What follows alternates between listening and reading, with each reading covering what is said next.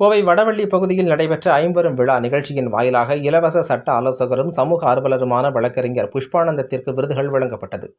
கோவை வடவள்ளி அடுத்த கருப்பராயன் கோவில் அரங்கில் இன்று ரெப்யூஜ் ஹென்ஸ் அறக்கட்டளையின் 14ஆம் ஆண்டு துவக்க விழா, மாற்றுத்திறனாளிகளுக்கு நலத்திட்ட உதவிகள் வழங்கும் விழா, சமூக புத்தாண்டு விழா, பொங்கல் விழா, சமூக சேவகர்களுக்கு விருதுகள் வழங்கும் விழா என ஐம்பெரும் விழாவாக நடைபெற்றது. இதனை ரெப்யூஜ் ஹென்ஸ் அறக்கட்டளையின் நிறுவன தலைவர் சைமன் செந்தில்குமார் மற்றும் தேவ கோவிந்தராஜ் ஆகியோர் தலைமை தாங்கினர். மக்கள் சேவை மையத்தைச் சேர்ந்த சூர்யா மற்றும் கோவை சாதிக் வரவேற்புரையாற்றினார். தொடர்ந்து இந்திய நேசம் ஃபவுண்டேஷன் சார்பாக கடமை ரவிகாந்தன் நிகழ்ச்சியை ஒருங்கிணைத்தார். தொடர்ந்து கோவை மாநகராட்சியின் கல்வி விளையாட்டு பூங்காக்கள் குழு தலைவர் நா மாலதி சிறப்பு விருந்தினராக கலந்து கொண்டு மாற்றுத்திறனாளிகளுக்கு நலத்திட்ட உதவிகளை வழங்கினார். மேலும் இலவச சட்ட ஆலோசனை மற்றும் மக்கள் சேவை பணிக்காக அனைத்து சமூக மக்களுக்கும் உதவும் பேரவை அமைப்பின் நிறுவன தலைவரும் சமூக ஆர்வலருமான வழக்கறிஞர் புஷ்பானந்தத்திற்கு சிறந்த சட்ட ஆலோசகர் என்ற விருதினையும் வழங்கினார்.